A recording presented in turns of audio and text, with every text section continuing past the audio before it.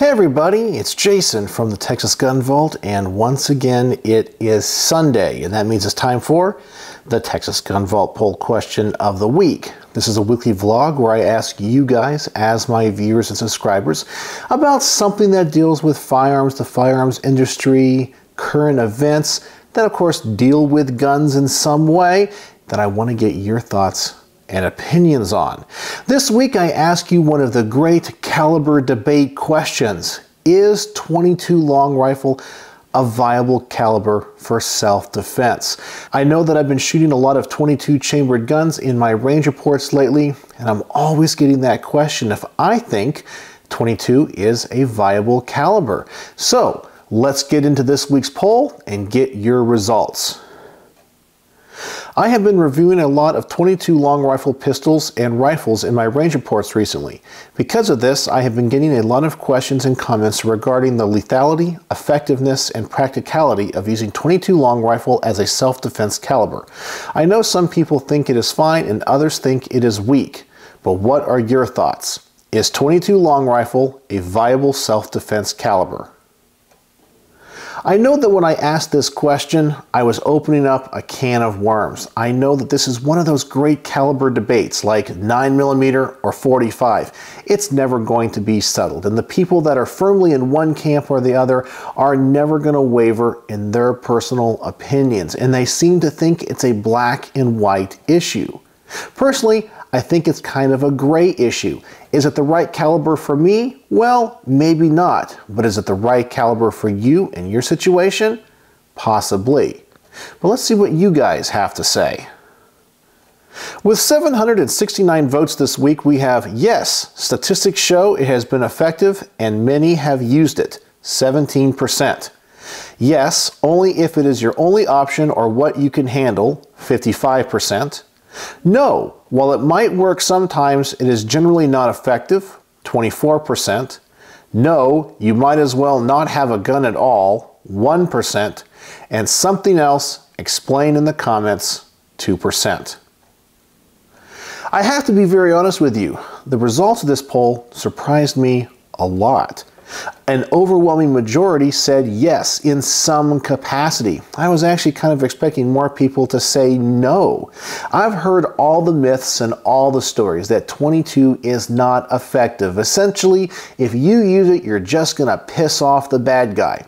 And I do have to say, when it comes to ballistics and terminal energy, of course, .22 is not the optimal caliber, but I think that sometimes people overlook the real thing about using a gun in self-defense, and that's simply having a gun. Most of the time, statistically, that when a gun is drawn in self-defense, it never has to be fired. And in those situations, caliber is completely irrelevant. You know, I was talking with one of my good friends about a knife review recently that I'm going to be having on my channel. And yeah, it's not the highest quality knife in the entire world.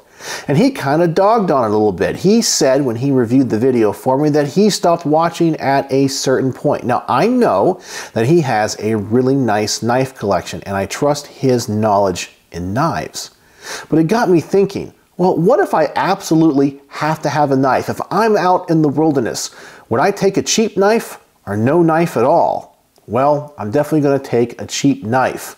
It might not be the best tool, but it's going to work in some capacity. And that's kind of the way that I look at .22. But let's break each one of these down and talk about them. Yes, statistics show it has been effective and many have used it.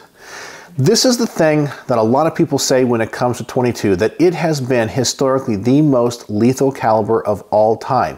And it might be the case because many times most accidental shootings are with .22s. It's a very predominant caliber across the board, especially when it comes to young and inexperienced shooters. And those are the people that most often have negligent discharges or accidents, therefore injuring other people.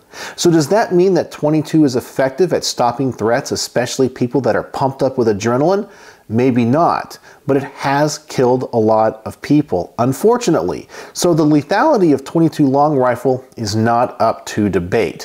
What I think really is up to debate is the practicality of you have to use it in self-defense. Will it stop the threat? Which is the whole point. When you have to discharge a firearm in self-defense, you do not shoot to kill. You shoot to stop the threat. And will .22 stop the threat? Maybe, maybe not. Then we have yes, only if it is your only option and what you can handle.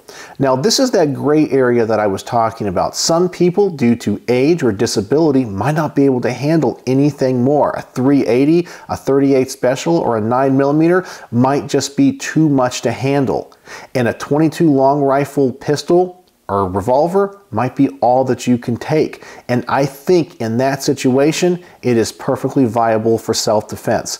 As I mentioned before, most of the time when a gun is pulled in self-defense, it does not have to be discharged. It makes the bad guy rethink their position, rethink what they're doing, and hopefully will stop the threat and everybody can walk away with their lives intact. That's the optimal situation here. Unfortunately though, sometimes people will have to pull that trigger, and maybe just the sound of the bang, even if it's a small snap of a .22, it can scare someone off if they're not hit, or if they are hit and they're not injured that bad, it makes them rethink what they're doing. So I think on some level, .22 long rifle is effective. And because of that, if I was voting in this poll, this is the option I would have voted for. Then we have no. While it might work sometimes, it is generally not effective. Now this got 24%, and I understand where a lot of people are coming from. If you only study ballistics, I completely get this.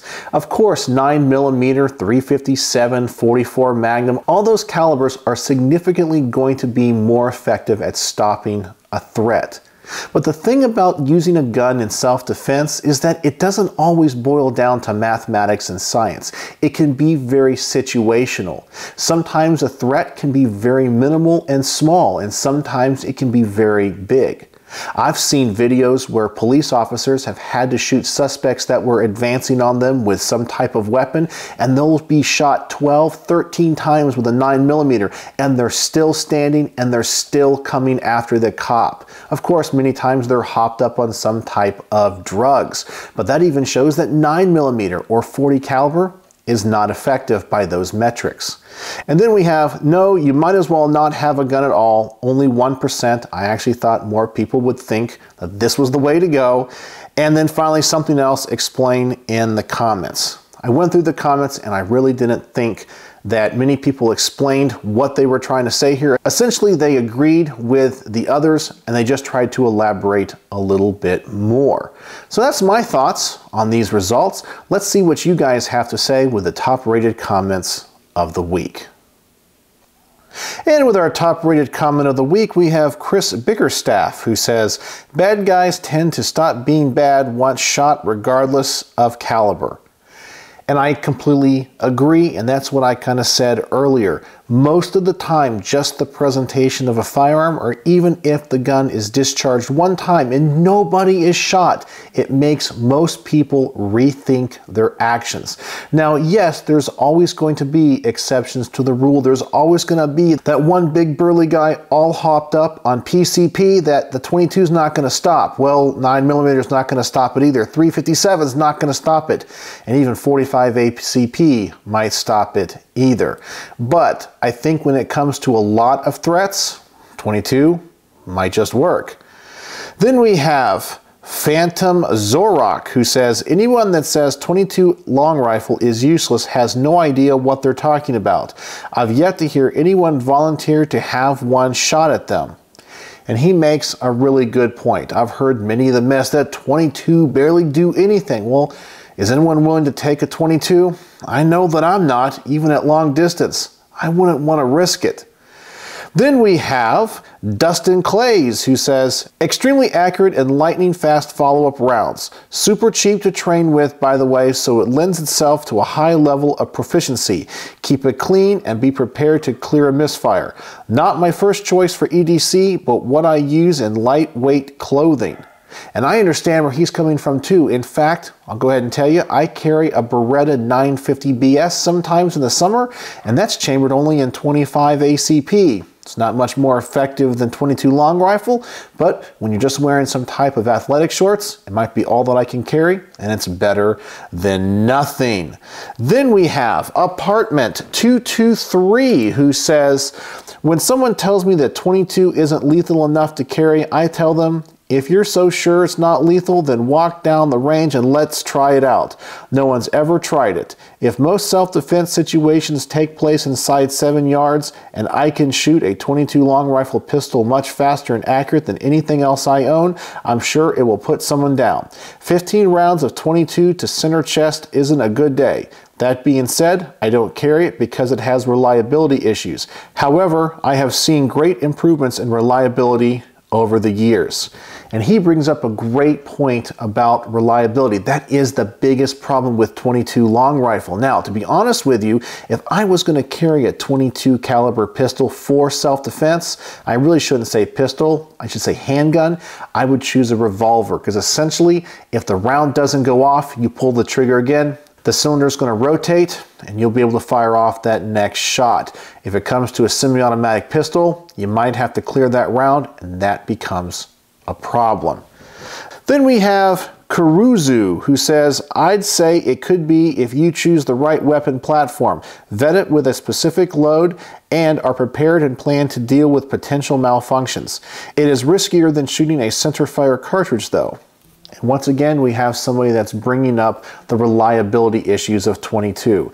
I personally think that if you are going to carry a gun in 22 for self-defense, make sure you carry the highest quality ammo in it as well. Something like a CCI mini mag or higher quality than that. And then finally, we have Keith Tate, who says, in addition to the possibility that it is all you have or all the recoil you can handle, it is my belief that it can be an acceptable backup weapon. Well, it looks like all of the top comments this week were in support of 22 in some capacities. Everyone does admit it does have its downsides, but it is to be expected. If you have no other choice, if it's all that you can carry and handle, it's a viable self-defense cartridge for you. Don't go without just because some people say it wouldn't work. Is it your best choice if you can carry more? No, but if it's all that you can carry, do it. Having a gun is better than having no gun whatsoever.